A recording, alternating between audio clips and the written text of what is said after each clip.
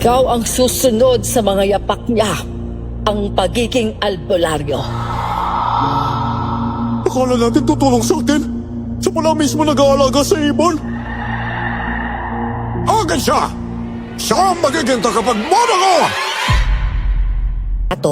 At ito ang aking kwento. Bago ko simulan ang istorya, huwag kalimutang mag-subscribe bilang suporta sa ating channel. Edeline, baka simula ngayong gabi.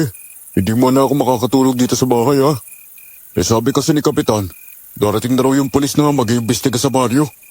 Gusto niyang samahan ko yung pulis sa kubo niya, parang ako daw yung magiging tour guide niya rito. Ay nako, sikap talaga. Ikaw na naman ang pinapapasan. Wala ka namang kikitain dyan Tapos baka tayo pa ang magutom mamaya. Sabi naman ni Kap, siya na raw ang bahala sa pagkain natin. Lalo na sa'yo. Sinabi ko rin sa kanya na hindi ako pwedeng nakabuntot lang sa pulis kasi kailangan ko rin maghanap buhay. Kaya nga Akala mo naman may magagawa yung pulis na yun. Yung balita ako, taga rito din daw yung pulis. Mga 2 taon pa lang yata siya nung umalis So hindi pala siya dayo? Ewan ko. Basta yun ang sabi. O siya, sige na. Pupunta na muna ako sa kubo, ha? Para hintayin siya. Nasama na ako. Wala rin naman akong gagawin dito sa bahay Malulungkot lang ako mag-isa. Ay, sige, bahala ako. Nato, grabe. Ang gwapo naman ng pulis. Uy, ikaw maghinay-hinay ka nga dyan sa kapilyahan mo. Baka masabihan ka pang malandi Ewan ka ba? Ngayon lang ako nakaramdam ng ganito Parang love at first sight talaga. O, yan na siya. Papalapit na. Teka, seryoso naman ang mukha nito. Uy, wag mo siyang biruin kung ayaw mong ma-offend, ha? Ito na ba yung titirahan ko? Oo. Ako nga pala yung makakasama mo dito. Di ko kailangan ng kasama. Kaya ko sarili ko. Mas gusto kong mag-isa. Utos kasi ito ni Kap Hindi kita pwedeng pabayaan lalo na't hindi mo pa kabisado yung baryo. Pero wag ka mag-alala. Pag naka-1 linggo ka na rito, ialis naman kaagad ako. Ako nga pala si Edeline. Kaibigan ni Nato. Gusto ko muna magpahinga. Malayo ang bayan na pinanggalingan ko. Sige. Pumasok ka na. Maayos na yung silid. Dilinisan namin para komportable ka. Uy, teka. Paalala lang ha. Ayoko ng maingay na kasama. Sir, nagluto po ako ng biko. Tikman niyo po sana. Hindi ako kumakain ng ganyang klase ng pagkain. Naku. Pasensya na kayo, sir. Ganyan talaga yan, makulit. Uy, Edeline. Umuwi ka na nga. Ang sungit niya naman, sir. Nakikipagkaibigan lang naman ako. Aray! Ang ingay! Sakit ng tenga ko. Hindi ako nakikipagkaibigan sa mga taong parang may naririnig ko saan-saan. Maliligo na ako na to. Mamayang gabi, magsisimula na akong magroronda. Isasama mo ba ako? Hindi. Dito ka na lang. Umuwi ka na kung gusto mo.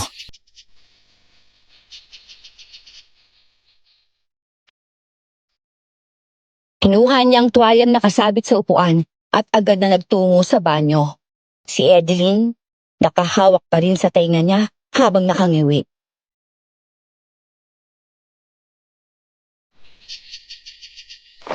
Sabi ko sa'yo, di ba? Huwag ka nang bumalik dito. Tignan mo, pinagkamalang ka pa tuloy. Hindi ko naman sinasadya May parang bumubulong lang kasi sa tenga ko.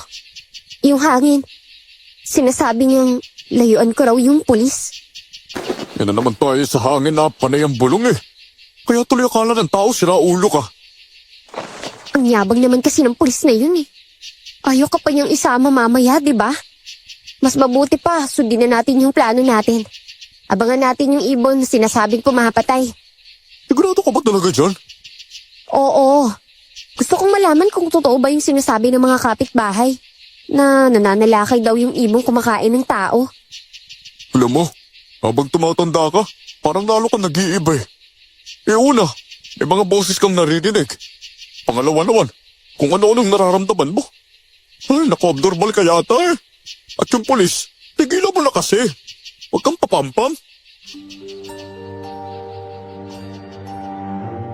Alam namin, napapalapit ka ang ibon. Nato, ihanda mo na yung baslay mo. Paparating na yung ibon. Ito na. Nakaredy na to kanina pa. Ikaw ang maganda. Baka nanginginig ka na nga dyan eh. Hindi ako natatakot, Nato, no? Handa akong harapin yung ibon na yan. Patayin kung kailangan. Para matapos na yung halimaw na kinakatakutan ng lahat. Hindi basta-basta maghahantay sa ibon na yon, ha? Kailangan natin mag-iingat. Huwag naman tayo magpadala sa init ng ulo. Basta na lang umatake. Alam ko ang ginagawa ko. Ayun na. Ayun yung ibon.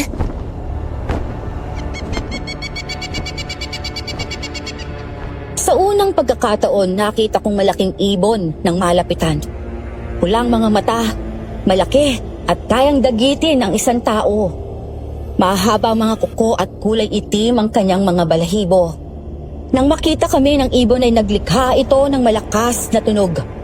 Sumalakay sa amin ang ibon pero mabilis kaming nakailag. Si Edeline, tila sanay sa labanan. Lumundag siya sa likod ng ibon at tinatakan ito ng paslay sa bandang batok. Kaya lang ay biglang tumihaya ang ibon, kaya't nahulog siya sa lupa. Aray ko! Anak na! Edeline! Papalapit na yung ibon sa'yo! Lintik kang hayop ka! Etong sa'yo! Hindi mo silang tamaan! Tara! Umalis na tayo rito! Gamitin mo na yung baslay mo!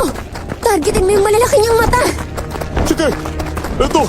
Para sa ito! Hinagisan ko siya ng baslay pero nakailag naman ang ibon. Nakarating ang ibon sa kinaroroonan ko.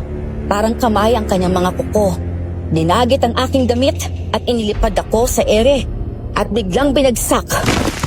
Halos hindi ako makabangon sa sakit ng bewang ko. Ganon din si Edeline. Gumapang ako papunta sa kinaroroonan ng kaibigan ko pero lumipad ang ibon at kinalmot ang aking likuran. Aswang! Akong harapin mo! Sino ka? Umalis na tayo dito! Sandali! Parang ililigtas niya tayo laban sa ibon! Ako na ang bahala sa halimaw na ito. Hindi yan karaniwang ibon tulad ng iniisip ninyo. Isa siyang aswang na ibon.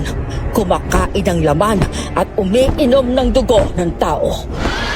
Patayin mo na yung ibon! Biglang hinampas ng matandang babae ng kanyang latigo ang ibon. Nang matamaan ito'y lumipad ang ibon palayo habang naglilikha ng malakas na ingay.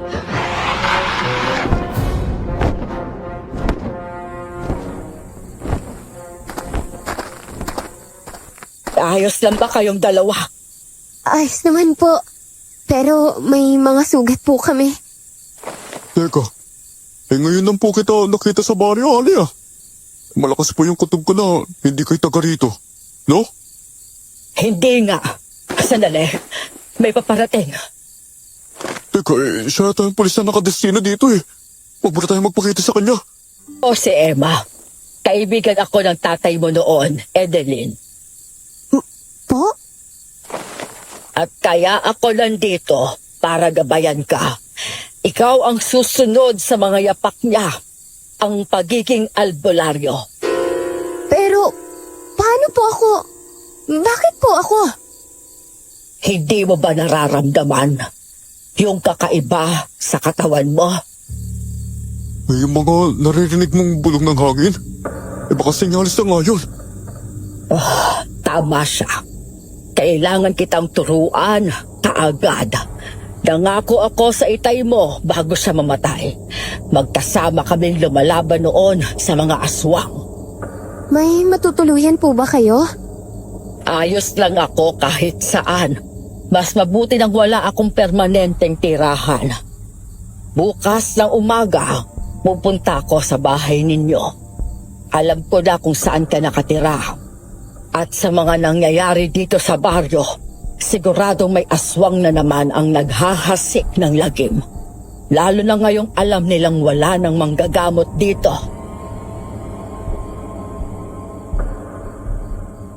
Malaking pasasalamat namin kay Aling Emma sa pagligtas niya sa amin ng gabing yon. Naikwento namin sa ibang nangyari sa pagitan ng malaking ibon at sa amin ni Edeline. Isa si Kuya Miguel sa nakarinig ng malakas na ingay ng malaking ibon at halos hindi makapaniwala na buhay pa kami.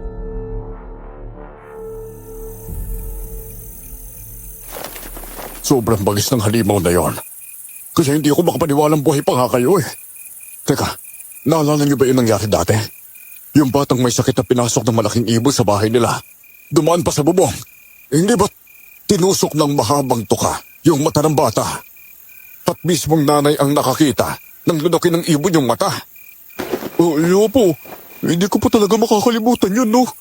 Sa totoo lang, ako't si Edeline, hindi kami naniniwala noon eh. Pero nung kami na mismong nakakita kagabi, doon na po namin na-realize na totoo pala talaga. Totoo na totoo. Kaya nga yung iba'y napapahamak. Ayaw makinig. Akala nila kwento-kwento lang. Ay nako, kung naniwala lang talaga sila na delikado yung ibon na yon, nako, wala sanang nadagdag sa mga namamatay. Mabuti lang po talaga at dumating si Aling Emma. Siya po yung nagligtas sa amin. Natakot pa nga yung ibon sa kanya eh. At yung latigo niya, grabe, tinamaan niya talaga yung ibon. Emma, anong nangyari sa ibon pagkatapos? Tumakos. Si Aling Emma, kaibigan daw ng tatay ni Edeline, isang manggagamot. Nandito siya para turuan si Edeline sa panggagamot eh. Ano? Nako, si Edeline, sabihan mo yan ha. Huwag basta-basta nagtitiwala sa kung sino-sino. Lalo na sa mga sinasabing kaibigan ng tatay niya. Kilala mo naman ng tatay niya dati, hindi ba? Marami siyang nakaaway na aswang. May baka mamaya eh, aswang pala yung Emma na yan. Nagpapanggap na tao para malaman ng kahinaan ni Edeline. Hindi naman po siguro. Inilitos siya kami. At ngayon nga, nasa bahay namin si Aling Emma. Ako naman, papunta na sa kubo ng pulis. Pero teka, napapansin mo ba yung pulis na yun? May pagka-misteryoso eh. Parang may itinatago. Naku, hindi ko pa napapansin eh. Halos hindi nga yung nagsasalita. Isang tanong, isang sagot. Wala namang dagdag. Sir, siguro naman pwede ko na malaman ang pangalan po ninyo. Arnel, Ako nga po pala si Nato. Kagabi, nagronda ka ba? Anong oras ka umuwi? bakit mo ba tinatanong ha? Ako lang ang may karapatang magtanong. Bakit ba may kakaibang ibon na gumagala dito tuwing gabi? Yung ibon? Sa totoo lang, binantayan namin yun kagabi. Tignan niyo oh. Yung sugat ko sa likod, kalmot yan ng ibon. Naniniwala kaming lahat dito na aswang yun. Aswang? Ay naku Sir Arnel, huwag nga po kayong ganyan ha. Hindi po ito nakakatawa no. Alam mo na to. Kaya hanggang ngayon hindi maresolba ang kaso dito sa baryo. Dahil sa ganyan ninyong paniniwala. Mamayang gabi, hindi muna ako magraronda. Sama ang pakiramdam ko eh. Tsaka mukhang wala rin masyadong lumalabas kapag gabi.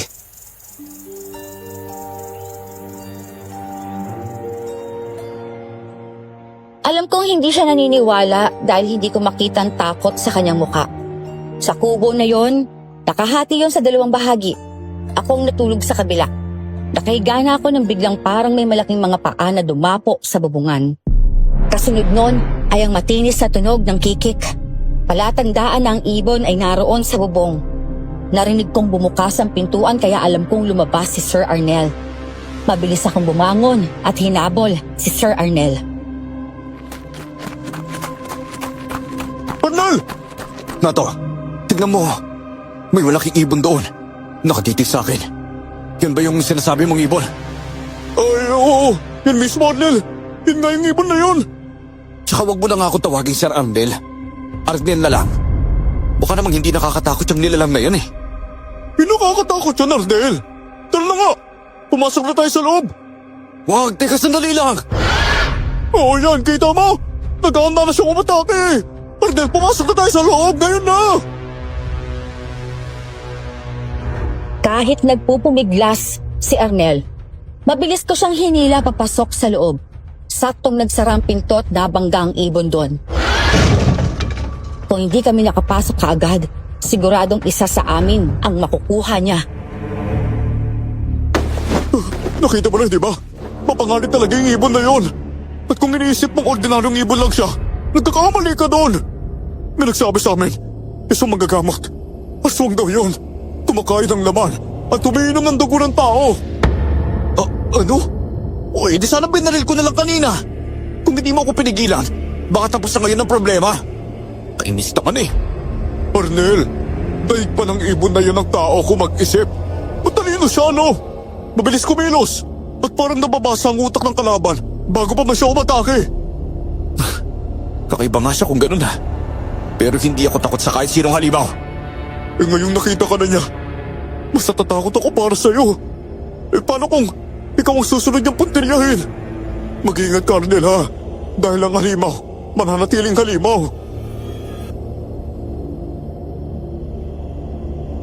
Doon ko lang nakita na may nabuong takot sa mukha ni Arnel. Siguro sa pagkakataon na yon, naniniwala na siya sa aswang. Kinaumagahan, isang batang natagpo ang patay. Anak ni Ate Mona. Ang bata ay matagal nang may sakit. Agad namang nag-usisa si Arnel kay Ate Mona at naikwenta naman ng babae ang tungkol sa nilalang at ibon na sumalakay sa kanila. Yung ibon lang ang dumating. Narinig ko yung tunog niya sa bubong. Parang may tinatawag. Alam ko namang mga may sakit ang target niya, kaya binantayan ko yung anak ko. Tapos, bigla na lang nasira yung bubong dahil sa kalmot ng ibon. At may isa pang halimaw na sumulpot. Sinaktan nila ako. Halimaw? Ibig mo sabihin, hindi yung ibon ang pumatay sa anak mo? Hindi. Yung ibon, parang nagbabantay lang. Yung halimaw, kulay abong katawan. Para siyang alien. Payat na payat. Mahabang dila. Mahabang tainga. Ang pangit ng itsura sobra. At yung mga kuko, maitim at napakahaba. Ano ba klaseng halimaw yun, Ate Mona? Hindi ko rin alam. Naunahan ako ng kaba kaya hindi na ako nakasigaw. Nato, samahan mo akong imbestigan ang nangyari sa bata, ha? Sige. Nakatakip na ang puting tela sa katawan ng bata. Nagsisimula ng langawin ang katawan nito. Kanya-kanyang espekulasyon ng mga tao tungkol sa nangyayari. Tinanggal ni Arnel ang tela sa katawan ng bangkay at agad na inaral kung paano pinatay ng tinutukoy ni Ate Mona na halimaw ang kanyang anak.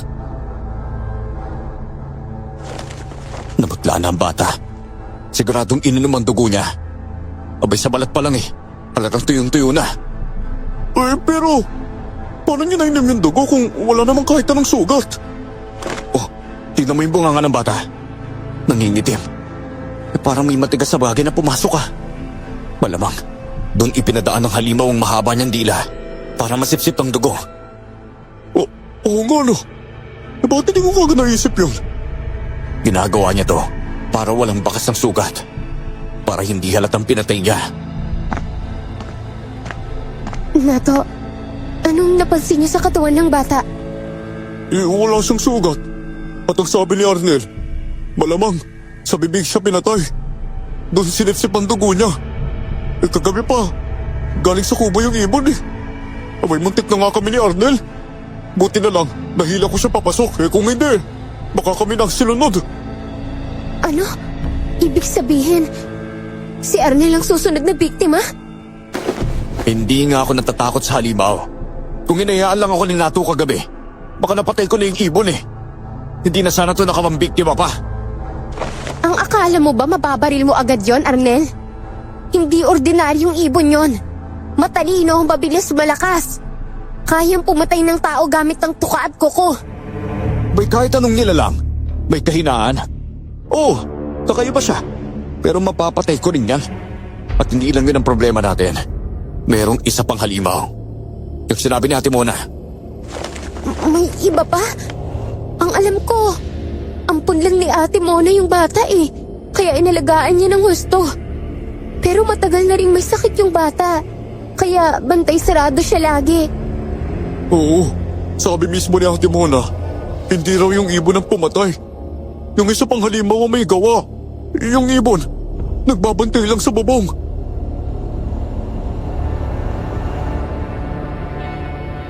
Habang nag-uusap kaming lahat ay biglang dumating si Aling Emma. Kinuha niyang atensyon ng mga tao sa pamamagitan ng insensong hawak niya. Si Arnel, dali-daling nagpaalam na umalis dahil may kailangan daw itong kunin sa kubo.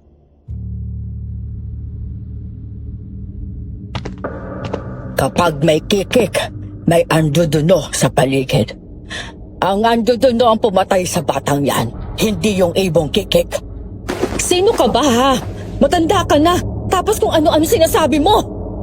Isa akong manggagamot mula sa malayong lugar. At dapat kayong mag-ingat dito. Yung kikik, ginagamit yan ng aswang na anduduno para malaman kung saan siya pupunta at sino ang bibiktimahin. Teka, ano ba yung anduduno?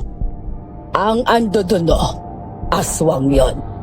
Siya ang may-ari sa ibong kikik. Tagasunod niya.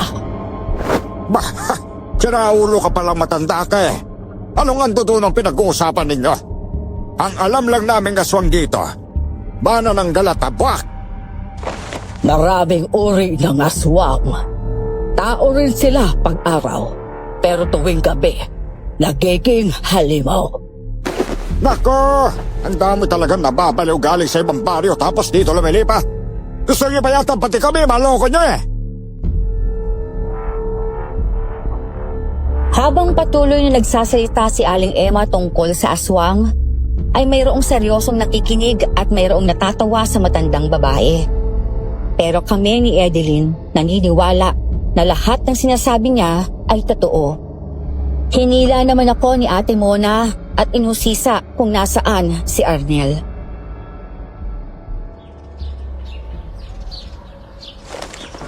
Yung sabi niya, may nakalimutan daw siya sa kubo kaya umuwi muna siya. Alam mo, ang talino ng pulis na yon. At mabait pa. Matulungin sa tao. May paninindigan din. Totoo po yan. At bonus na lang talaga yung kagwapuhan niya. Kung talaga idilin eh. Haliparot ka talagang lintik ka. Pwede bang iligar mo yung paghanga mo kay Arnel? Nasa lugar naman ako ah. Kita mo? Hindi ko nga siya nilandi eh. Alam kong seryoso ang usapan, no? Tsaka, may natututunan na ako sa panggagamot. At may sasabihin ako sa iyo mamaya. Tayo na lang dapat ang makakarinig. Oo na, natural. Chismis na naman yan. Maiwan ko na muna kayo.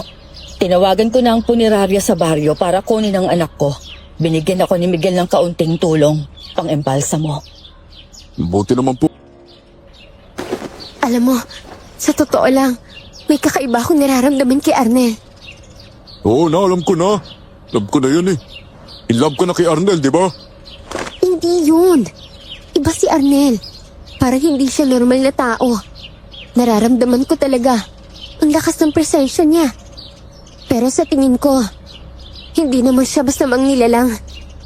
Ano ba talagang gusto mo sabihin ha? Nalilito na ako eh. Ewan ko kung tama ba tong hinala ko eh. Pero, hindi kaya aswang din si Arnel?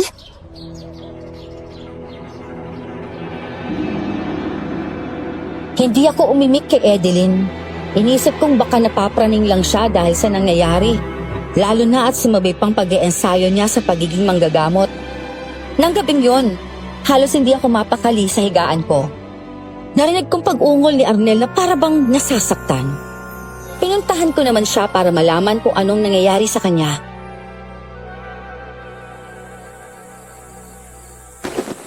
Oh, ano nangyari sa'yo? Bakit ang taas ang lagnat mo? Masama ang pakiramdam ko eh. Lumabas ka muna. Tignan mo kung bilog ang buwan. Oh, ha? Bakit naman? Hindi naman ako lalabas habang ganyan ka, no? Napakataas ang lagnat mo, Arnel. Alam mo, mas mabuti pa. Painumin kita ng gamot para bumaba kahit papano, ha? Hindi ko kailangan ng gamot na to. Kasi ngayong gabi, lalabas na naman ang... Ang sakit ng katawan ko! Grabe, sobrang init ang katawan mo. Para kang nilaloto eh. Bakit ka ba nagkakaganyan, ha? Ganito na lang, kukuha ko ng tubig sa banyo. Ibabuhos ko sa'yo. Baka sakaling bumaba ang init eh. Huwag na to. Sandali lang. Huwag kang alis dito, ha? Hintayin mo ako.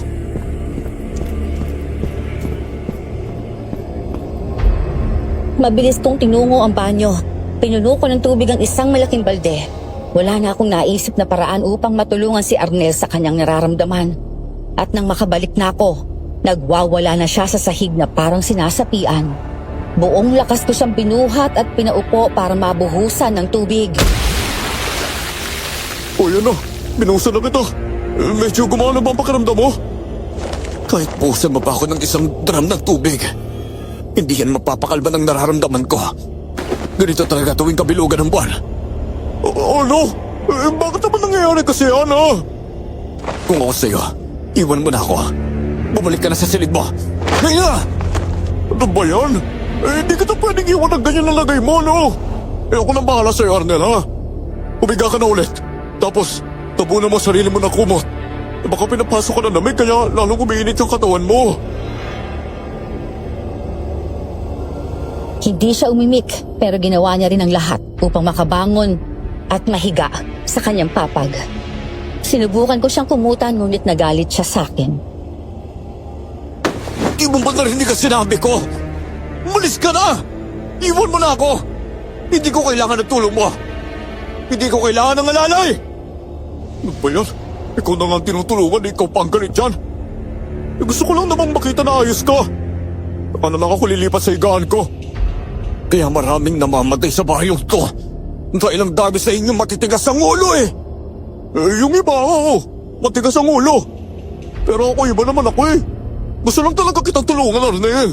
Mas baba na sinusubukan kong pababayin ang init ng katawan mo. Ano naman to? Masyado kayong mababait. Pero ayaw ko sa mga taong mababait. Umalis ka na! Iwan mo ako! Matapos niya akong sigawan, bigla siyang yumuko pero nahuli ko na naging pula ang kanyang mga mata.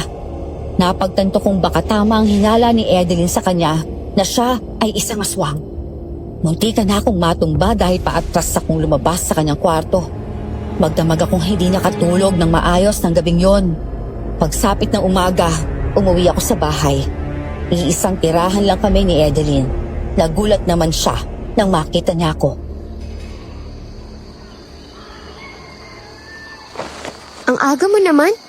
Hindi ka man lang ba sinabihan ni Arnel na magkape bago ka lumayas ng kubo niyo, ha? Edeline, mukhang tama yata yung sinabi mo. Sinabi na alin? Alam mo ba kagabi si Arnel? Narinig kong umuungol sa kwarto niya. Pinuntahan ko siya at nadatnan ko siyang nagwawala eh.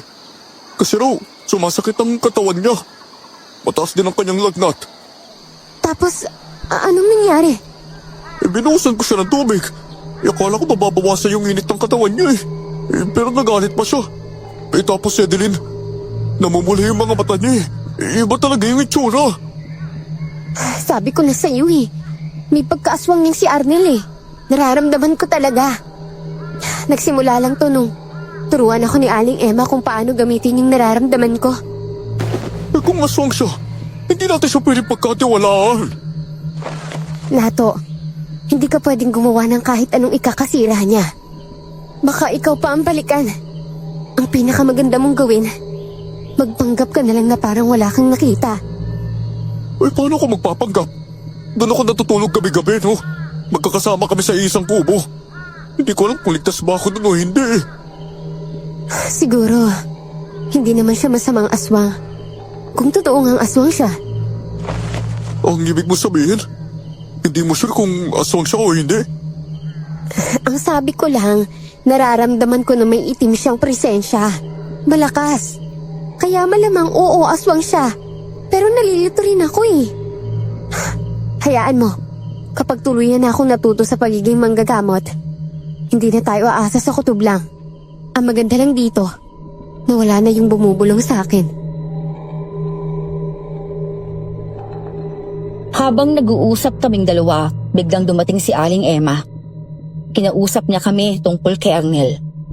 Inaamin kong natakot ako kay Arnel ng gabing yon pero siguro ay tama naman din si Edeline. Kung tunay ngang masama si Arnel, baka hindi na ako sasapitin ng liwanag.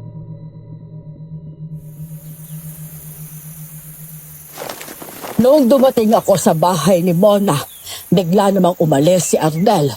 Pero ang hindi niya alam, alam ko na ang tunay niyang pagkatao. Aswang si Arnel.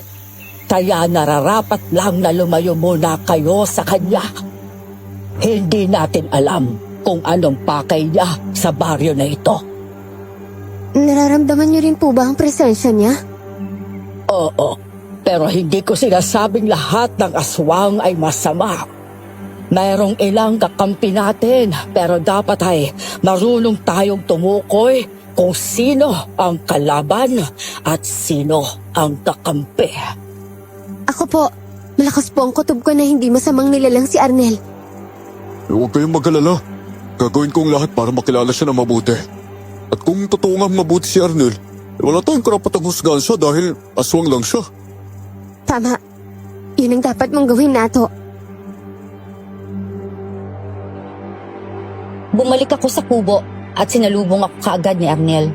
Ngumiti siya sa akin. Yun ang unang pagkakataong nakita ko siyang napangiti. Sigurado din ako na alam niya kung anong nakita ko sa kanya kagabi.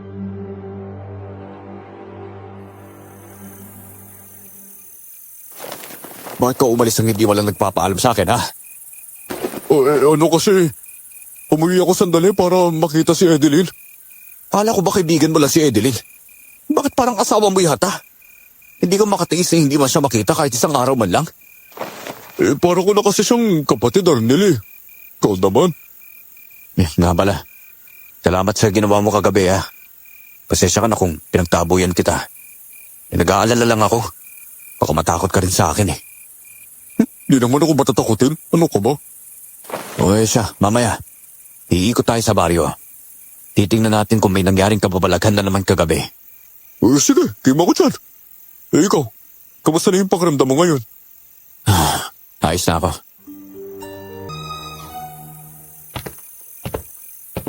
Oh, saan galing ang sulat na to?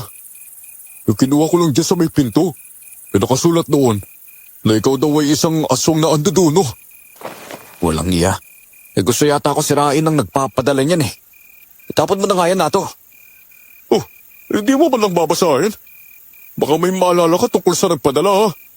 Sige na, basahin mo na kasi. Ay, oo na. Babasahin ko na. Wala namang kwenta tong laman, eh. Nakalagay lang na isa raw akong anduduno. Ano bang anduduno? Aswang? Oo. May nagsabi din sa akin tungkol sa mga anduduno, eh. Sila raw yung nagmamayari ng ibang pumapatay ng tao. Walang katotohanan yan.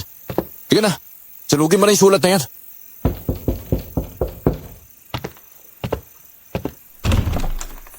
Magandang umaga sa inyong dalawa. Nagdala ako ng prutas. Arnel, baka gusto mo to. Bagong pitas na bayabas at papaya.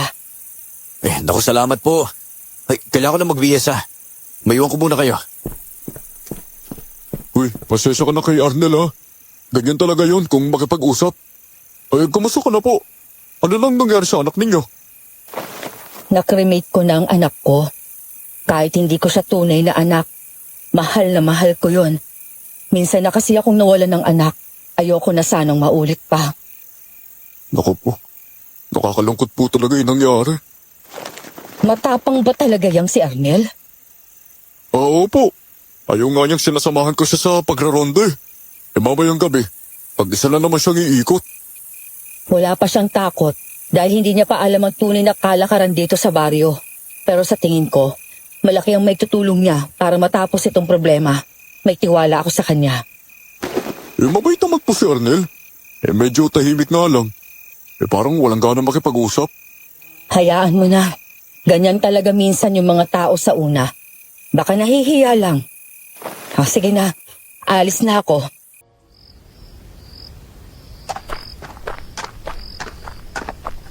Oy, kawa na to. Nakikitulog ka pa talaga sa kubo ng pulis na yon. Hindi mo man lang lubos kilala yung taong yon. May baka mamaya ikaw pa ang mapatay nun. Di naman po ganun si Arnel. Sa tingin ko nga tama si Edeline. Mabait nga talaga siya. Hindi tulad ng iba dyan. Abay kahit sino, kayang magpanggap ng mabait sa simula. Hindi naman natin alam kung totoo o pakitang tao lang yan. At isa pa, bakit siya nag-iisang nagraronda kahit alam niyang may gumagalang aswang sa gabi? Abay, doon palang kabahan ka na eh. Matapang po talaga si Arnel. Oh, malapit na pala tayo sa kubo niya. Pwede na po kayong babalik, Kuya Miguel. Hindi. Teka. Parang sulusunan tayo ng ibon ah. Magtago tayo dito, Kuya Miguel. Teka. Hindi ba motorsiklo ng pulis yan? Magkasunod sila ng ibon. Kailangan ko siyang balaan. Kailangan niyo malaman na nakabantay sa kanya yung ibon. Maiwan na kita, ha? Huwag! Dito ko lang! Tingnan mo! Yung ibon! Nakatapo lang sa malaking sanga. At si Arnel, titig na titig sa kanya, oh. Parang wala yatang balak kumatake ang ibon, ah. Oo nga, no. Pero bakit? Itinaas ni Arnel ang kanyang isang kamay kaya't lumipad ang ibon papunta sa kanyang kinaroroonan. Biglang namula ang mga mata ni Arnel. Ang ibon, komportableng nakadapo sa kanyang bisig. Walang bakas na takot sa mukha ni Arnel. Hinaplos pa nitong ulo ng ibon at ang ibon naman parang kilala si Arnel. Nato, siya ang may-ari ng ibon. Mali pa lang iniisip namin ni Edeline. Totoo. Si Arnel nga ang may sumpa sa banyo. Akala natin tutulong sa atin. Siya pala mismo nag-aalaga sa ibon. Ano na gagawin natin ngayon? Alis na muna tayo rito. Magtatawag tayo ng mga tao. Kailangan natin kumilos kagad. Ano ba yan? Akala ko pa naman gustong patayin ni Arnel yung ibon. Yun pala. May pakaplos-saplos pa siyang nalalaman. Yun na nga ba sinasabi ko eh. Huwag kayong madaling magtiwala kasi. Mahinyo kasi maniwala sa akin eh. Naging maingat kami na hindi maramdaman ni Arnel at ng ibon ang aming mga yabag. Nagtawag kami ng mga tao sa baryo at sunod kong pinuntahan si Edeline. Nung sinabi ko sa kanyang aking nasaksihan, halos hindi siya makapaniwala.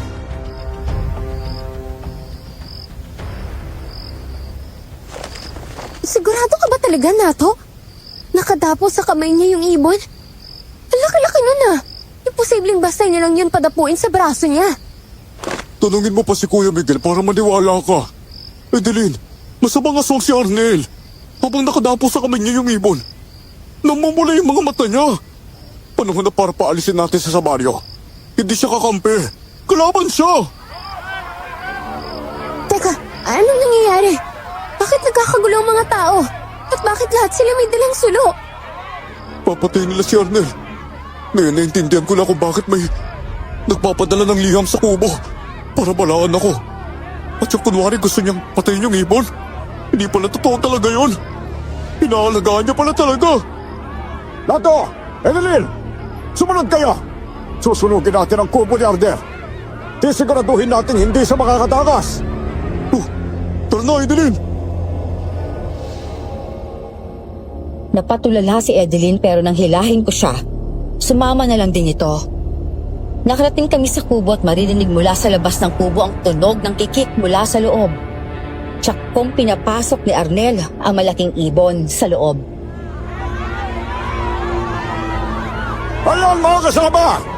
Naririnig niyo yun? Yan ang tunog ng ibong pumapatay sa bali natin! At ang nagmamayari niyan, si Arnel! Ang aswang! Kailangan natin silang tapusin! Baka naman nagkakamali kayo sa nakita nyo. Hindi kami pwedeng magkamali muna. Hindi ba tawalan ka ng anak? Bakit hindi mo kami hayaang ipagiganti namin siya? Sa aswang na nagkukubli sa anyo ng isang matapang kulong pulis! Hindi tama to! Hindi magandang solusyon ng pagsulong sa kanya, Nato! Bakit mo ba tinawag ang mga tao? Susunugin niyo na lang ba siya? Nang hindi man lang natin naririnig ang paliwanag niya? Edeline, naiintindihan ko yung nararamdaman mo. Napaibig ka na sa pulis na yun kaya mo siya pinagtatanggol.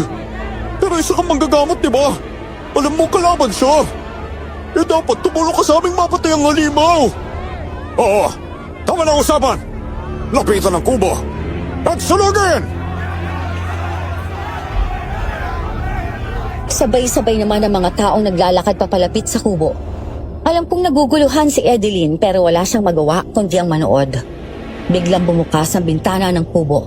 Lumabas doon ang isang malaking ibon. Sabay naman na napadungaw si Arnel. Teka, anong ibig sabihin nito na to? Alam na namin na sikreto mo! Akala mo ba, hindi ka mahuhuli sa akto? Sobrang takot na ang buong bali sa ibong yon. Kaya pala, ikaw mismo ang nagtatakot nag-aalaga sa kanya. Teka, hindi yan totoo. Hindi ko nga alam kung bakit hindi ako sinasaktan ng ibon eh. Parang may koneksyon kami kaya... Tama na nga yung drama mo, Arnel! Akala namin, dumating ka para iligtas ang baryong to. Hindi pala! Ikaw mismo ang nagdala ng halimaw na ibon dito. Akala mo ba, matatago mo yan ang habang buhay? Noon pa man, alam na namin ni Edeline na aswag ka eh. Hindi lang talaga kami nagsasalita. Kasi akala ko, mabait kang aswang. Edeline, hindi ko kayang gawin yung mga paratang nila sa akin. Hindi ako naniwala kanina. Pero nang makita ko yung ibon na sumusunod sa'yo, doon ko naramdaman na may ugnayan ka talaga sa kanya. O ano pang hinihintay ninyo? Tapusin nyo na ang taong yan! Sinunog ng mga tao ang kubo kung nasaan makikita namin si Arnel na nakadungaw sa bintana, nagmamakaawa. Walang nakinig sa hinaing niya dahil lahat kami ay halimaw ang tingin sa kanya. Nakita kong gusto niya sanang tumalon sa bintana kaya lang nagbuhos ng gas ang kasama namin. Sinindihan niya yon kaya't napabalik si Arnel sa loob ng kubo. Tigilan niyo na siya, please. Hindi siya masama. Wala ka na magagawa. Tanggapin mo na. Halimaw ang taong yan! Edeline! Nato! Tulungan niyo naman ako! Wala kang makukuha tulong mula sa amin. Nato, tulungan natin siya. Kita mo, hindi man lang siya lumalaban. Hindi tutugma sa paratang niyo na isa siyang masamang aswang. Mga kasama! Tignan niyo ang halimaw! Unti-unti na sa nag-iibarangan niyo! Edeline, yung bang gusto mo tulungan, ha? Demonyo yan eh! Isa na siyang ikanting aso! Hindi! Tumalon siya! Ayun! Papunta sa gubat! Habalin niyo! Patayin niyo ang aswang na yan! Lumundag mula sa loob ng bahay palabas ang napakalaking aso. Tumakbo ito ng mabilis, pasuot sa mga matataas na dako. Sumama pa rin kami sa paghahanap sa kanya pero hindi na namin nakita pa si Arnel.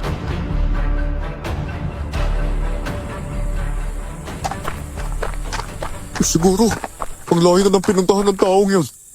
Tara na nga, umuwi na tayo. Sobrang ng oras ang sasayang dahil sa aswang na yan eh. Sa totoo lang, nagpapasalamat ako na hindi natin siya nahuli. Bakit ka nagpapasalamat? Pati anak mo pinatay ng mga hayop na yun, di ba? Mas mabuti na rin siguro kung di siya bumalik. Sobra-sobra na ang gulong tinala niya dito sa baryo. Oh, may nakuha ba kaya? Wala na siya dito. Tumakas na siguro. Alam niyang papatayin mo siya. Hindi lang ako ang papatay sa kanya. Lahat ng taga-baryo, handang tumapos sa buhay ng taong yon. Sige po, mauna na po kami ni... Wala na yung lalaking mahal mo, Edeline. Sipin mo, magagamot ka. Tapos ang minahal mo, aswang pala. Tumahimik ka nga! Hindi ko alam kung ano bang pinagsasabi mo eh. Nakakainis ka. Seryoso, kung alam mo lang, ang sakit-sakit na nitong para sa akin. Halos di ko matanggap na si Arnel. Halimaw pala. Yun na nga eh. Pero hayaan mo na. Kita mo, wala rin paramdam yung kikik. Alam niyong mainit na mata ng mga tao sa nag-aalaga sa kanya. Edeline! Nato! Hintayin niyo ako! Oh, Ate Mona, may problema ba? Parang nagtatalo kayo ni Kuya Miguel kanina. Maniwala kayo. Hindi tunay na masama si Arnel. Oo, nakita nating lahat na aswang siya. Pero pakiramdam ko, may mas malalim na dahilan kung bakit nangyayari yon. Bakit parang kilalang-kilala niyo siya kung makapagsalita kayo? Basta paniwalaan ninyo ako. Lalaban ako para sa kanya. Inosente si Arnel. Naniniwala ako doon. Isipin nyo, kung talagang masama siya, sa tingin nyo ba hindi siya lalaban? Hindi siya pumatay kahit lahat kayo sumugod sa kanya. Ate Mona, pagiging manggagamot na po ako. Ang gusto ko lang, maprotektahan ng mga tao. Kung sakaling masamang aswang talaga si Arnel, tungkulin kong tapusin siya. Paniwalaan niyo ko. Mabait si Arnel. Oo, aswang siya. Pero hindi siya masama kagaya ng iniisip ninyo. Naniniwala akong may isa pang aswang dito sa baryo. Yung totoong nagpapadala ng ibong kikik. Siya ang dapat ninyong katakutan at hindi si Arnel.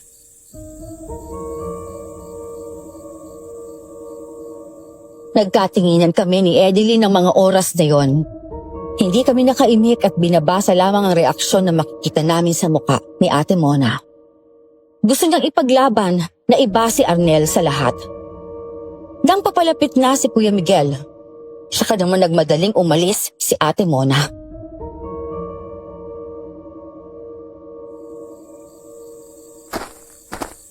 Ay, si Mona talaga. May gana pa ako sabihan na hindi raw masamang aswang si Arnel.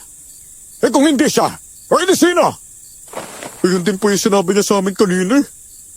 Pero parang kilalang kilala niya si Arnel kung magsalita siya eh. At sa totoo lang, hindi kaya mabait talaga si Arnel? Hindi mabait ang lalaking yon. Siya ang nagpapadala ng kikik na pumapatay ng tao. Tapos, sasabihin niyo na mabait. Huwag dala siyang babalik dito sa baryo. Magbabantay kami. Pero Mang Mike, bakit kaya hindi siya lumaban? Eh baka natakot. Marami tayo eh. At tandaan ninyo, takot ang mga aswang sa apoy. Ay, siya, tama na itong usapan. Uuwi na ako. Kailangan ko na magpahinga. Oh, kami din po.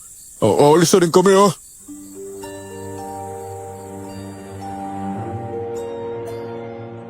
Kinaumagahan, naging paksa ng usapan sa baryo si Arnel. Lahat ay dismayado sa natuklasan. Dumating si Aling Emma sa bahay at nagulantang kami nang malaman na bukod kay Arnel, may iba pa palang aswang.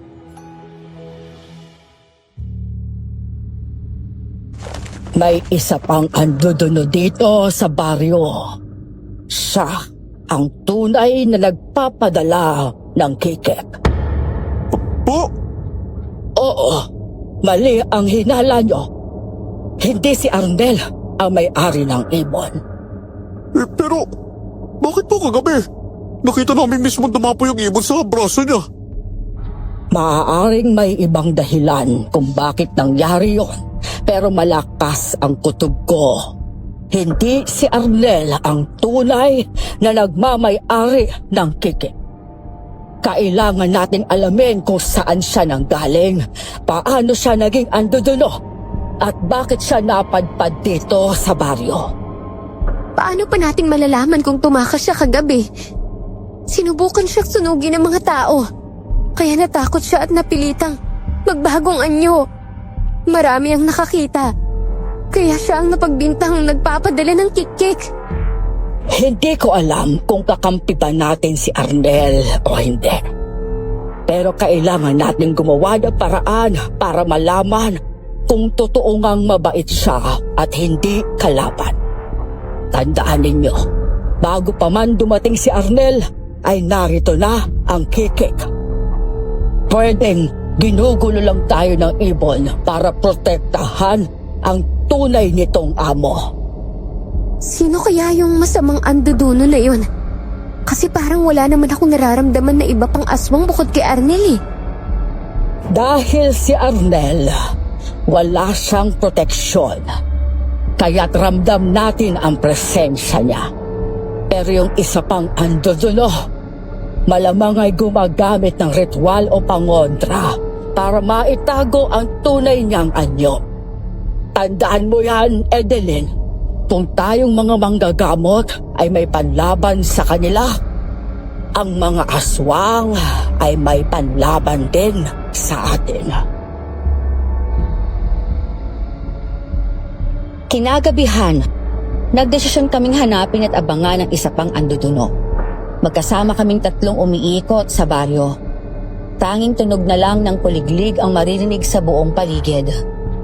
Nakarating na kami sa hagubatan ngunit walang senyales na lilitaw ang ibon o ang anduduno.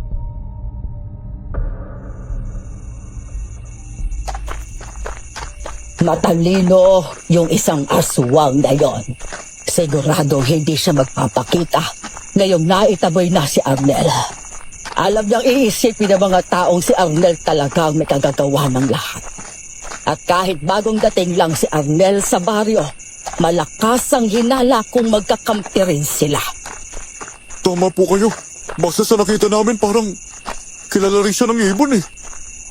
Tigilan na po natin si Arnel. Wala na siya. At hindi na siya babalik. Malay natin. Sa ibang bayan na naman siya gumawa ng ligim. Kahit itanggi mo pa, alam kong napaibig ka sa lalaking yon. Pero Edeline, aswang siya. Numero 1 silang kalaban ng mga manggagamot. Naiintindihan ko po. Ate, tignan niyo yun. Gumagalaw yung matataas na damuron, oh. Parang may tao. Humanda kayo. May paparating na aswang. Dumukot ako ng asin at bawang ng pangontrang dala ko. Lumitaw si Arnel sa aming harapan. Anyong tao, walang saplot pang itaas, at puno ng putik ang kanyang mga paa. Hindi ako nagpakita para makipaglaban. Nandito ako para makipagtulungan. Makipagtulungan? Saan naman? Sa tingin mo ba'y kailangan namin ang tulong mo? Oo, kakailanganin niyo ako. Maniwala kayo. Hindi ko alam kung bakit lumapit sa akin ang ibon. Pwede rin patibongin ang kalabang aswang. May iba pang aswang bukod sa akin. At lumalabas lang ang anyo ko kapag kabilugan ng buwan. Kumakain ka rin ba ng laman ng tao kapag nagiging aswang ka? Hindi, ni minsan. Hindi ako tumikim ng laman ng tao. Nangangako ako. Totoo yun. Ano ba? Hindi ako naniniwala sa'yo, no? Demonyo ka rin eh. Ano ba? Hindi nga ako nandito para lumaban. Eh kung gusto niyo ako subukin, sabihin niyo lang. Tapat ako sa tungkulin ko bilang pulis. Tapat ako sa mga taong nangangailangan. Oo, aminado ako. Pumapatay ako ng tao. Pero mga kriminal, mga adik, mga rapist, mga hayop na dapat pinapanagot. Tumigil ka na nga! Sasabuhin ko pa sana ng asin at bawang, pero biglang tumakbo ito, papasok sa may kagubatan. Naglaho siya sa aming paningin. Nakita kong galit na nakatitig sa akin si Edeline. Oh, alam na magtirin yan.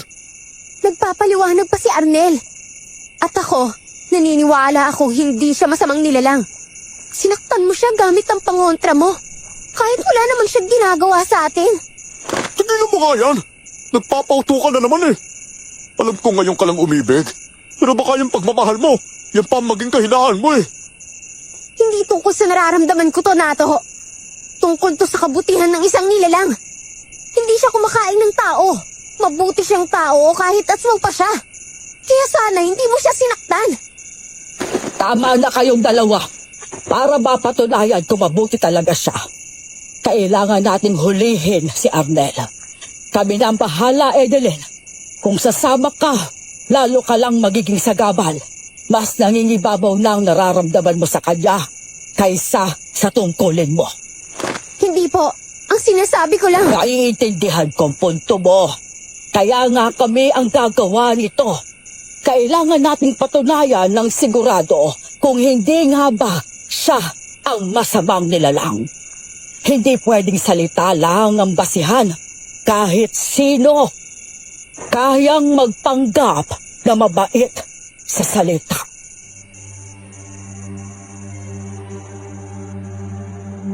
Hinatid muna namin si Edeline sa bahay at muli kaming bumalik ni Aling Emma sa kagubatan. Hinanap namin si Arnel. Siguradong kaming hindi siya umalis, kundi nagmamanman lang siya sa paligid. Maliwanag ang buwan at nakarating kami sa may sapa. Malakas ang agos ng tubig, pero naririnig namin ang alulong ng halimaw na tila nagtatampisaw doon.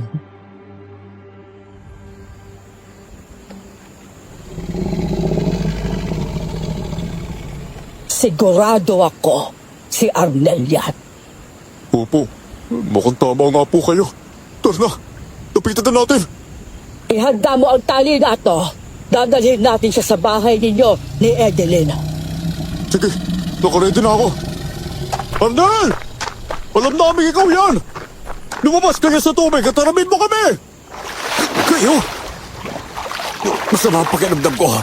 Pag-iusap, hayaan niyo muna ako. Kailangan ko ng tubig para kumalma tong init sa katawan ko. Ginaya ko lang yung ginawa mo sa akin dato eh. Kahit anong gawin mo, lalabas at lalabas pa rin ang pagiging aswang mo, Arnel. Tama si Nato. Kahit papano, gumagaan ang pakiramdam ko. Pag-iusap, hayaan niyo na muna ako. Inilabas ni Aling Emma ang kanyang latigo at hinampas kay Arnel. Nagwala ang lalaki sa sakit. Wala siyang balak lumaban, kaya't lumapit ako sa kanya para talian ang kanyang mga kamay. Anong ginagawa niya sa akin? Tumama ka sa amin! Pag-iusap, huwag niyo akong isuko sa mga tao. Papatayin nila ako, alam niyo yan. Hindi yan ang plano namin. Hindi ka namin papatayin kung mapatunayan naming inosente ka. Papatunayan ko, wala akong kinalaman sa mga krimen. At lalo na sa mga malaking ibon na yun. Wala akong koneksyon sa kikik. Eh kung ganun, tumama ka na sa bahay. Kapag napatunayan namin inosente ka, kami mismo magiging proteksyon mo laban sa mga tao. Dinala namin siya sa bahay ng gabing yon, ngunit kararating pa lang namin nang biglang may kumatok. Tinago namin si Arnel sa kwarto at nang buksan kong pinto, nagulat ako nang makita ko si Ate Mona.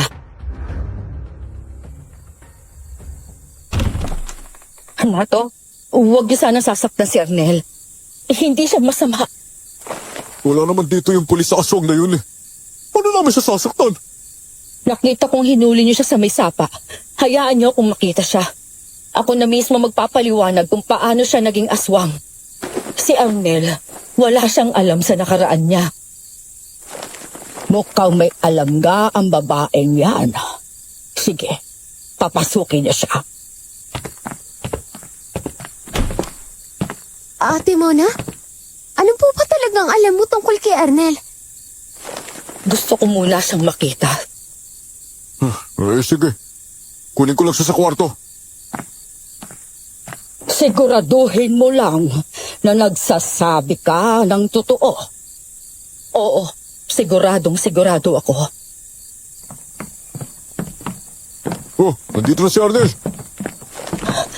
Arnel, simula nang dumating ka dito sa baryo, palagi na kitang sinusubaybayan. Bakit mo ko sinusubaybayan? Sino ka ba sa buhay ko, ha? Ako ang nanay mo. Ang totoong nanay mo.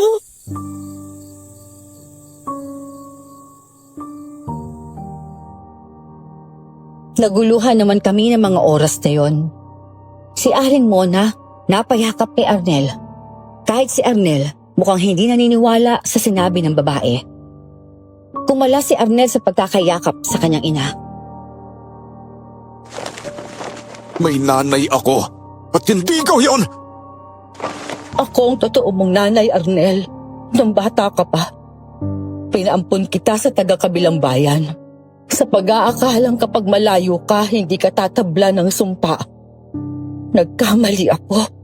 Kahit saan kita dalhin, tatamaan ka pa rin dahil pinarusahan ako ng isang anduduno. Isang matinding uri ng aswang. Ano?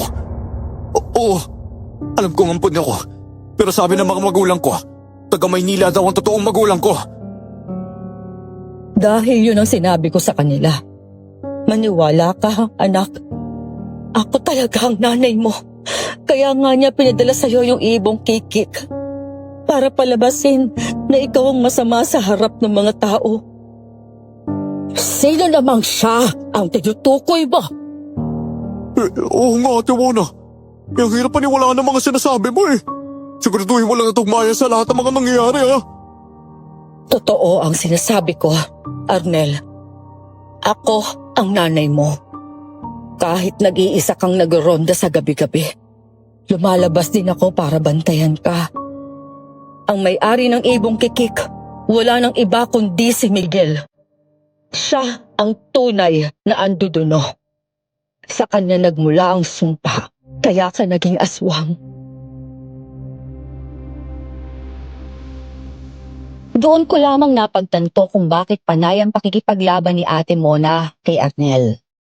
Dahil anak niya pala ito at alam niyang hindi ito ang tunay na kriminal. Marami pa siyang pinaliwanag magmula sa pagpapaampon niya kay Arnel hanggang sa kung paano ito nakabalik sa baryo. Ako mismong nakiusap kay Kapitan na ikaw ang ipadala dito bilang pulis. Sinabi ko sa kanya na minsan ka na rin tumira rito kaya alam kong poprotektahan mo ang baryo. Pero hindi lang yun ang dahilan kung bakit kita pinabalik. Gusto kong matapos na ang sumpang kumakapit sa'yo. Ikaw lang ang may lakas para tapusin si Miguel. Teka, talaga bang tumatala bang sumpa sa normal na tao para maging aswang? Ang alam ko, dapat pinapasa yung itim na bertud eh. Para mangyari yun? Naniniwala na ako sa'yo, Mona. At sagot sa tanong mo. Nato, ganito yan. Sigurado akong napasahan na siya ni Miguel ng itim na bertud noong bata pa si Arnel. Nang hindi mo alam, Mona. At alam ko rin kung paano matatanggal ang sumpa. Sandali! Kung alam mo palang aswang si Kuya Miguel, bakit hindi mo sinabi sa amin? Dahil natatakot ako. Papasangin niya ako kapag may nakadiskubre sa totoo niyang pagkatao. Gusto ko lang mabuhay at makita ang anak ko si Arnel. Anong dahilan kung bakit niya ako isinumpa? Dati ko siyang kasintahan. Nung nalaman niyang nagdadalang tao ako, nagalit siya. Natuklasan ko kasi na aswang siya, kaya ako nakipaghiwalay. Dahil doon, isinumpa niya ang sanggol ko. Ikaw, Arnel. Ano naman ang paraan para mawala ang sumpa kay Arnel, Aling Emma? Kailangan siyang mahalin ng isang albularya at ialay nitong sarili niyang dugo. Kapag nainom ni Arnel ang dugo ng albularyang tunay na nagmamahal sa kanya, doon lang mawawala ang sumpa. Isang bagay na alam ni Miguel na imposibleng mangyari. Napatingin si Arnel kay Edeline. Ang titig na yon ay alam ko na kung anong ibig sabihin. Ayoko nang maging kontrabida pa sa buhay ng kaibigan ko. Tutal, napatunayan na ni Ate Mona na isang inosente si Arnel. Wala na akong karapatan pa para pumagitna. Arnel, alam naman naming lahat na gusto mo si Edeline eh. Ano pang hinihintay mo? Eh, paano ako makakamove on dyan? Kung ikaw palagi ang sumasapaw sa bawat galaw ko. Gusto mo ba talagang maging normal na tao, Arnel? Eh, opo. Ayoko na maging aswang eh. Kaya ko na magtapusin si Miguel kahit tao lang ako.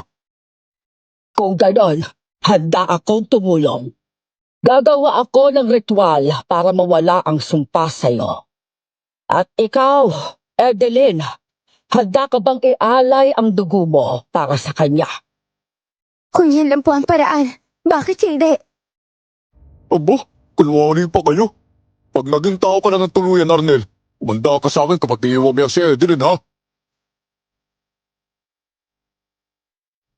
Sobrang nagpapasalamat si Ate Mona sa amin dahil naniwala kami sa kanya. Sa labas ng bahay gagawin ng ritual. Hinanda namin ni Edeline ang mga kasangkapang gagamitin ni Aling Emma. Si Arnel naman, pinakawalan namin. Ngayon, yakap niya ang kanyang tunay na ina.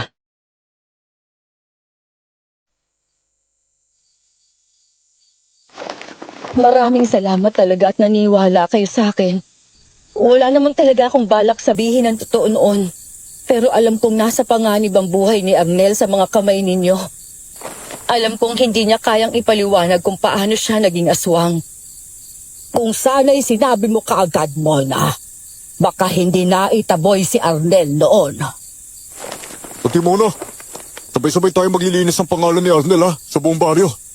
Hindi natin nahayaan na manatili sa kanya ang batik na yun. Naku, maraming salamat po. Pero sa totoo lang, hindi ko rin alam kung bakit lumapit sa akin ang ibon eh. Ang malinaw lang sa akin, parang naririnig kong iniisip niya. Sinabi niya, ako raw ang susunod na magiging tagapag-alaga niya. Ang akala siguro ni Miguel, Hahayaan ko lang na habang buhay kang maging aswang. Napapansin din kita lagi, Mama. Lagi kang parang nagmamasid eh. Binabantayan ako. Hindi ko inaakala na ikaw pala talagang nanay ko. Masaya ako na nakilala kita. Patawarin mo ako, anak, kung pinaampon kita. Pero kung hindi kita pinalayo, baka hindi ka nagkaroon ng maayos na buhay. Baka hanggang ngayon, magsasaka ka lang sa bukid. Ngayon, isa ka ng profesional. At sobrang saya ko na makita kang ganyan. Sisimula na dati ng ritual. Bukas ng umaga, haharapin natin ang aswang. Hindi na siya makakatakas. Lahat kami naroon at nakatingin habang nag-aabang sa pag-aalay. Si Edeline naman ay sinugatan ng kanyang daliri para makakuha ng 3 kutsara ng dugo. Nakaupo si Arnel sa harapan ni Aling Emma habang nagdadasal ang matanda ng sinaunang ritual na hindi namin maunawaan. Biglang tumunog ang kikik at tila umiikot lang sa paligid.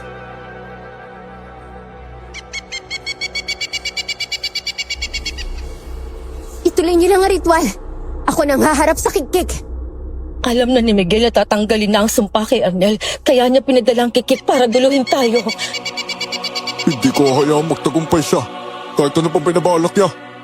Pigilan natin ang ibon na yan! Ayan siya, nakadapo sa malaking sanga ng puno. Sige! Lumapit ka rito, kanibaw ka! Lalaban ako hanggang kamatayan. Para kay Arnel at para sa buong baryo. Lumipad ang kikik papunta sa aming kinaroroonan. Naghanda kami para salubungin ang kanyang pag-atake pero biglang lumiko ang lipad nito. Sinalakay ang kasangkapan sa pagriritual. Tumilapon sa lupa ang dugo ni Edeline. Hindi, sinadya niya talaga na sirain ang lahat. Paano na to? Hindi na po ba matutuloy ang ritual? Mukhang hindi pa. May kailangan pa tayong harapin ngayong gabi. Hindi siya papayag na mawala sa iyong sumpa. Gusto niyang ikaw ang sumunod sa yapak niya. Ayoko maging katulad niya! Aling Emma, kailangan nating patiin ang ibang yan. Hindi muna natin siya mapapatay. Hindi natin kaya hanggat hindi nagpapakita ang nagmamay-ari sa kanya. Kailangang lumitaw si Miguel. Doon lang tutulong ang kikik sa tagapangalaga niya para lumaban. Ayok talaga yung Miguel na yan. Paramdaman ko na ang presensya niya. Papalapit na siya. Maganda na kayo. Ang inyong pangkontra at mga patalim. Aling Emma, ako na ang papatay sa angdudo ng aswang. Oo, mas mabuti nga yun. Ito ang una mong misyon, Edeline.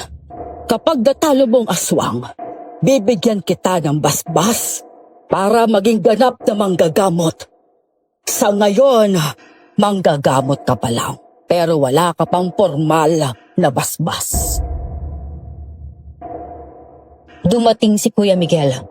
Nasaan yung tao ito pero nanlilisik sa galit ang mga matang mapupula. Kung gaano siya kaamo kapag nagpapanggap, ay siya namang nakakatakot kapag malapit nang maging aswang.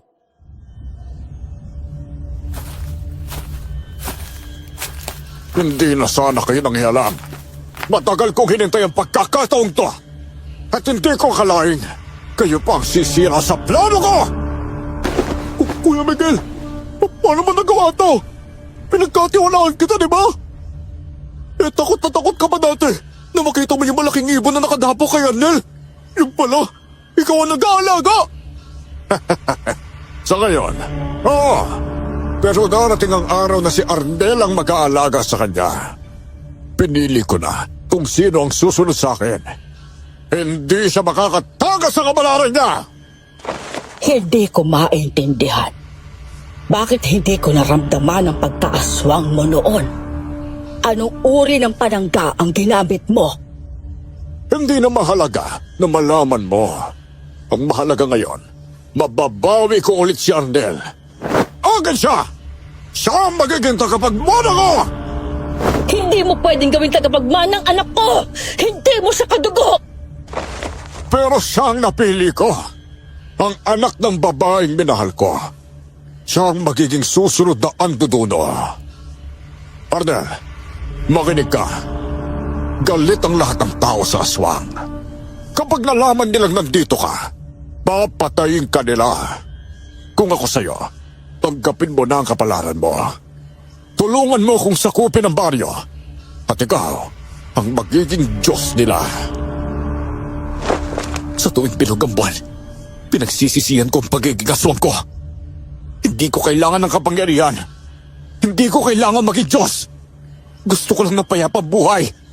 At kung kailangan kitang patayin para matapos to, gagawin namin! Hayang Carter, mas pinili mo pang kampihan ang mga yan! Mga kalaban natin yan! Ikaw ang kalaban dito, at hindi sila! Hindi mo mauuto si Arnel. Pero kami, nauto mo na parang wala lang. Pinalabas mong halimaw siya. Ngayon, magbabayad ka! Panahon na para pagbayaran mo ang buhay na inagaw mo kasama ng sigbin mo!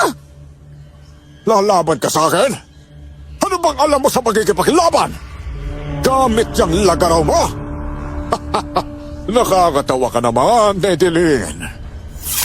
Nakakatawa pala ah. Sige, subukan natin! Tumalon si Edeline upang salakayin si Kuya Miguel. Komportable lang ang lalaking nakatayo. Tumunog ang kikik at sumalakay sa likuran ni Edeline. Nailaga naman ito ang pagtalmot sa kanya ng ikik. Gumanti siya sa pagtaga sa ibon gamit ang lagaraw, pero mabilis din itong umilag at lumipad sa ere.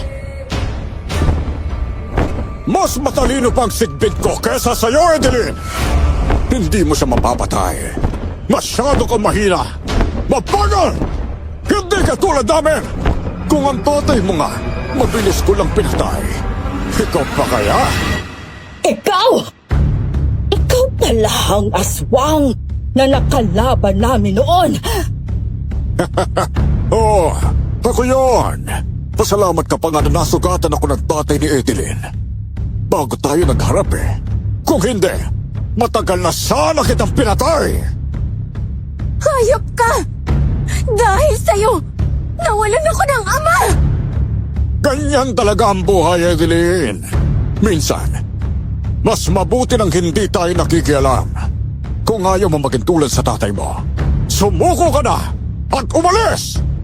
Bakit ako susuko? Lalo na ngayon. Alam ko na kung sino ang pumatay sa tatay ko.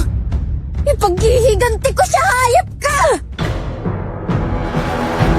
Muling sumalakay si Edeline kay Kuya Miguel, pero umatake na naman ang ibon sa kaibigan ko. Kumuha ako ng pangontra para isaboy sa ibon. Yun nga lang, pinigilan ako ni Aling Emma.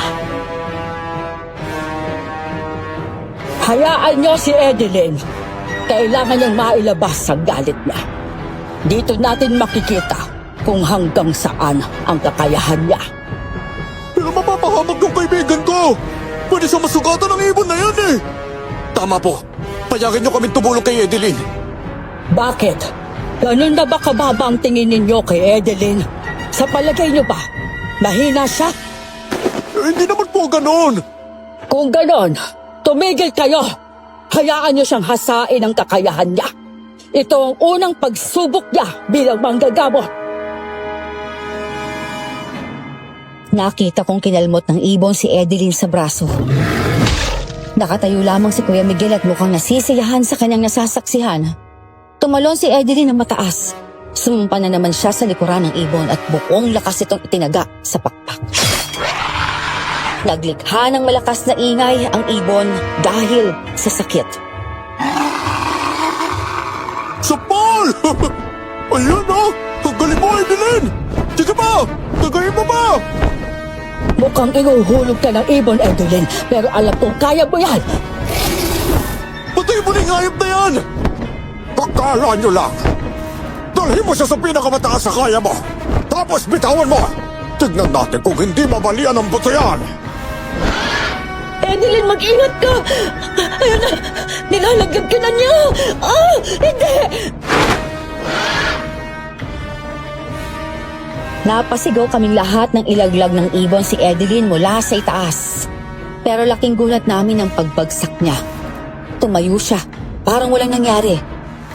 Nakangiti pa siya sa amin. Doon ko unang nakita, hindi na siya ordinaryo. May lakas at bilis siya na halos kalibel na ng inaakala ng aswang. Hindi! Paano mo nagawa yun? Nagulat ka, no? Pati ako nagulat eh. Kaya sa tingin ko, kaya na kitang patayin ngayong hayop ka! Hindi mo ako magagalaw hanggat buhay ang sigbin ko! Kung ganun, pagsabayin ko kayong dalawa! Mayabang ka! Wala kang pinagkaiba sa tatay mo! Kaya ako siya pinatay! Hindi ako mayabang! Ngayon pa lang, gusto ko ng durugin ang mga bato mo! Muling sumugod si Edeline sa kinaroroonan ng aswang. Mabilis na nagpalit anyo bilang aswang si Kuya Miguel. Natakot kaming lahat sa itsura niya pero hindi kami nagpasindak sa mukha niya. Tinaga ni Edeline ng lagaraw ang aswang, ngunit mabilis itong nakailag. Gumanti ng kalmot ang aswang sa kaibigan ko pero nailaga naman ito ni Edeline. Pinahaba ng aswang ang kanyang dila at akmang itutusok yon sa dibdib ni Edeline. Saktong sumalakay din ang kikik. Nakalmot si Edeline sa likuran, kaya't natumba sa lupa ang babae. Tumayo ka, Edeline! Labanan mo sila! Kaya mo yan! Mukhang hindi ako kayang tapatan ng batang yan, Aling Emma. Bakit hindi tayo na lang ang magtos? Nawawalan ako ng gana kapag ganyang kahira ang kalaban ko. Hinahamon mo talaga ako, ha?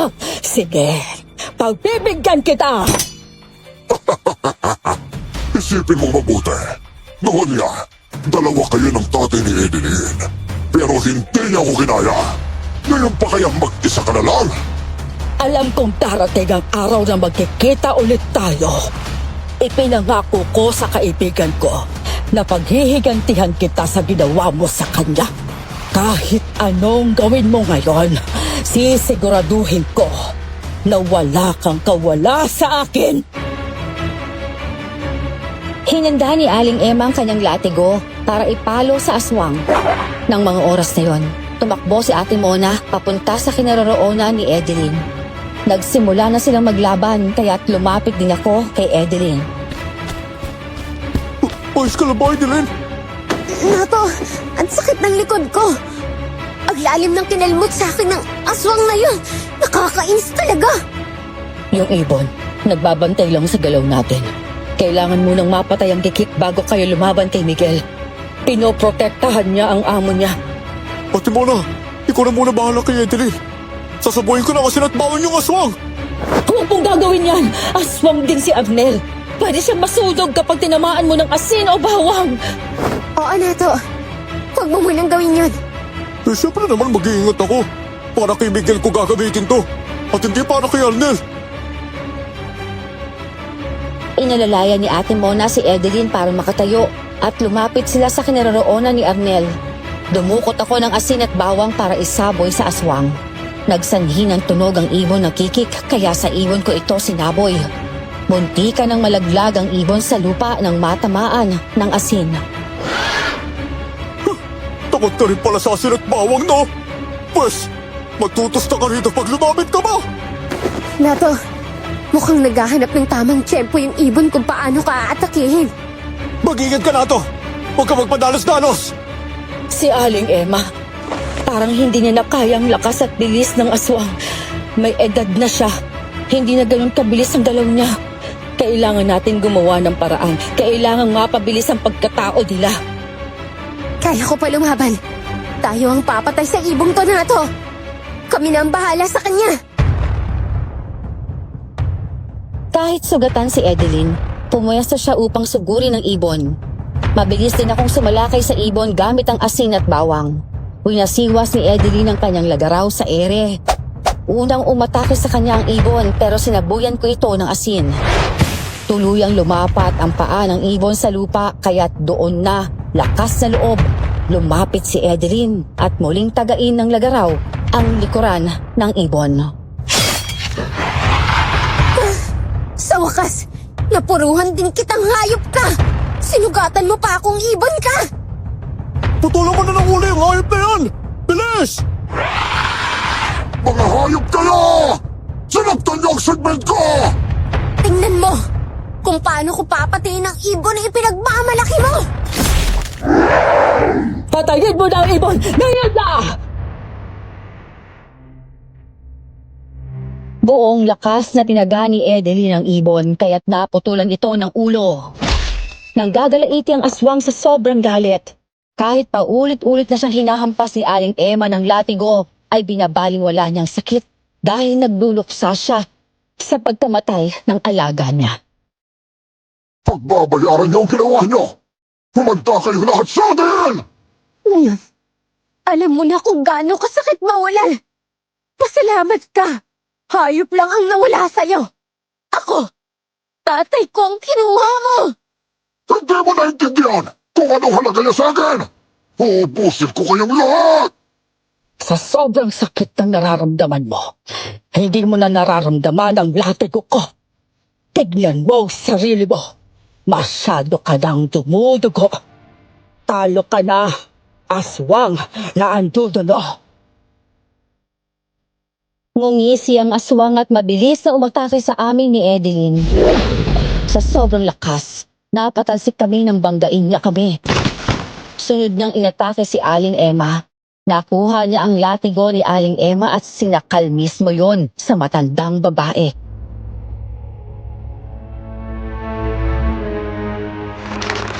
Ngayon, mamaalam ka na sa mga kasama mo! Hindi ka mananalo laban sa amin. May katapat ka rin at nariyan lang siya nakatingin sa'yo. At sino naman yan, ha? Arnel! Anong ginagawa mo? Ikaw ang dahilan kung bakit ako naging ganito. Kaya ako rin ang tatapos sa'yo! Huwag kang magkakamaling labanan ako! Iisa lang tayong dalawa. Dapat kayong magkakampi tayo! Kailanman, hindi ako kakampi sa iyong hayop ka! Sa sobrang galit ni Arnel, naging malaki siyang aso. Nakakatakot na aso. Hindi ordinaryong kanyang hugis. Bigla itong tumalon at sinalakay ang aswang. Napabitaw ang aswang sa pagsakal kay Aling Emma. Buong lakas na nilabanan ng aswang si Arnel pero kinagat ni Arnel ang leeg ng aswang. Nagawa pa itong kalmutin ng aswang sa likod, ngunit hindi na binibitiwan ng leeg ng anduduno. Pagtauban mo ang bilis ko!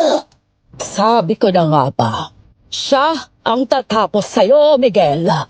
Ngayon, makakasama mo na ang kapwa mo mga aswang sa impyerno. Sige pa, Arnel! Patayin mo na yung aswang na yan! Patayin mo siya, anak. Tandaan mo, dahil sa kanya kaya ka naging aswang. Tapusin mo ang taong nagsumpa sa'yo. Ang galing ni Arnel. Tingnan niyo. Hindi na makagalaw ang aswang. Parang bumaon ng malalim ang pangiya sa leeg ni Miguel. Hindi ko ito inaakala. Si Arnel, yung taong may sa natin kinatakutan at napagkaman ng halimaw. Siya pala magliligtas sa buong baryo. Buong lakas na hinagis ni Arnel ang aswang sa di kalayuan. Sumusubok ang aswang na tumayo pero mga kamay nito'y nakahawak sa kanyang leeg. Bumalik sa pagiging normal na tao si Arnel, ngunit ang kanyang mga kuko ay puro mahahaba. Ako ang tatapos sa'yo, hindi si Evelyn! Mas malaki ang atraso mo sa akin, pati yung mga umampun sa akin. Tinuring akong halimaw. Nakatapos ako ng pag-aaral dahil sa paghihirap ko. Pero dahil sa'yo, naranasan kong husgahan at tratuhin parang wala akong halaga. Arnel, isa lang tayo kaya... Tumahimik kang halimaw ka! Ah!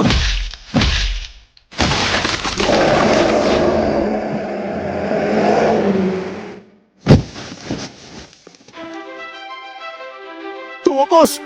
Panalo tayo laban sa aswang! Ligtas tayo! Pati ang buong baryo! Oo. Si Arnel ang tumapos sa kanya. Ang galing niya. Mas pinili niyang maging mabuti kaysa kumampi sa kapwa niya aswang. Dininig din ng Diyos ang dasal ko na kahit naging halimok si Arnel, hindi siya kakain ng laman ng tao. Tayo ang gagawa ng paraan para paniwalaan ng mga tao si Arnel. Hindi tayo hihinto hanggat mabawi niya ang tiwala ng bayan. Opo, ako mismo mangunguna sa pagpapaliwanag sa kanila. Bukas ng umaga natin isasagawa ang ritual. Wala nang makahahadlang sa pagiging tao ni Arnel at sa pag-iibigan ninyong dalawa.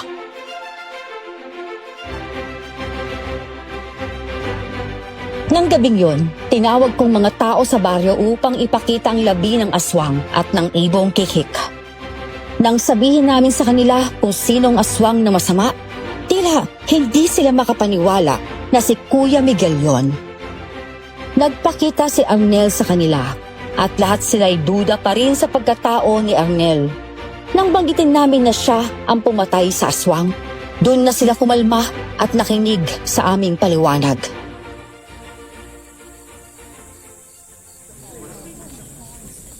Isa rin ako sa umusga kay Arnel. Akala ko talaga, siya ang nagmamayari ng ibang kikik eh. Yun pala, patibong lang lahat ni Kuya Miguel. Inunahan niya si Miguel para hindi natin malaman ang tunay niyang pagkatao. O paano kami maniniwala? At yung matandang babae na yan, baliw yan eh! Hindi ako baliw. Isa akong tunay na manggagamot at narito ako para turuan si Edeline. Mang Mike, totoong sinasabi nila. Hindi dahil anak ko si Arnel kaya ako siya ipinagtatanggol. Totoo, hindi siya masama. Si Miguel ang tunay na salot. Pero aswang rin pala siya. Oo, aswang siya. Pero dahil sa sumpa, hindi niya ginusto yon. Ganito na lang. Bukas ng umaga, pumunta kayo rito. Gagawa ako ng ritual para maging normal na tao ulit si Arnel. Tatanggalin ko ang sumpa. Totoo ba yan? Totoo. Papatunayan namin sa inyo na mabuting tao si Arnel. Tapat siya bilang pulis at tapat siya sa baryong to. Masaya ako para sa iyong dalawa, Arnel. Ipatawad sa mga nagawa ko sa iyo dati.